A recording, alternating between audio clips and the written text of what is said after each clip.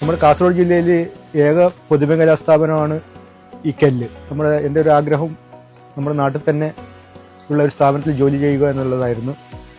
അപ്പോഴാണ് കെല്ലിൻ്റെ ഒരു പരസ്യം കണ്ടത്, ആളെ എടുക്കുന്നുള്ള ഒരു പരസ്യം കണ്ടത്. അങ്ങനെ അപേക്ഷ അയച്ചു, ഇൻ്റർവ്യൂ ചെയ്തു. അങ്ങനെയാണ് ഇവിടെ ജോലിയിൽ പ്രവേശിക്കാൻ ആയത്. 2011 ബെല്ല് ഏറ്റെടുത്തതിന് ശേഷമാണ് ഈ കമ്പനി ശോചനീയാവസ്ഥയിലേക്ക് പോകുന്ന ഒരു സാഹചര്യം ഉണ്ടായത്. കാരണം ബെല്ല് ഏറ്റെടുത്തതിന് ശേഷം കേന്ദ്ര സർക്കാർ വേണ്ട ഫണ്ടുകളോ ഒന്നും തരാതിരിക്കുകയും ശമ്പളം മുടങ്ങുകയും ചെയ്യുന്ന ഒരു അവസ്ഥയിൽ ഏറ്റവും അവസാനം 2020 മാർച്ചിൽ ഈ കമ്പനി പൂട്ടിയിടുകയാണ് ഉണ്ടായത്. ജീവിതം ഒരു വഴിമുട്ടി നിൽക്കുന്ന ഒരു സാഹചര്യത്തിലൂടെയാണ് ആ സമയത്ത് കടന്നുപോയത്. സ്വന്തമായിട്ടുള്ളൊരു സാമ്പത്തിക സ്രോതസ്സാണ് നഷ്ടപ്പെട്ടത്.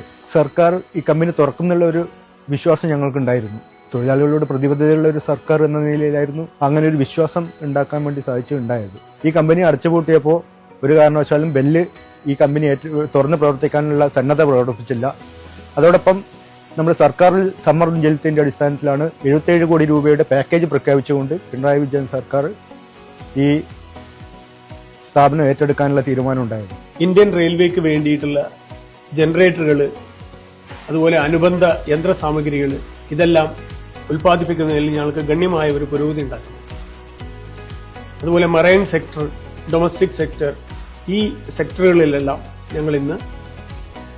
ഞങ്ങൾക്ക് നല്ല പ്രസൻസ് ഉണ്ട്. ഞങ്ങൾ യന്ത്ര സാമഗ്രികൾ ഉൽപ്പാദിച്ച് ഇവർക്കെല്ലാം കൊടുക്കുന്നുണ്ട്.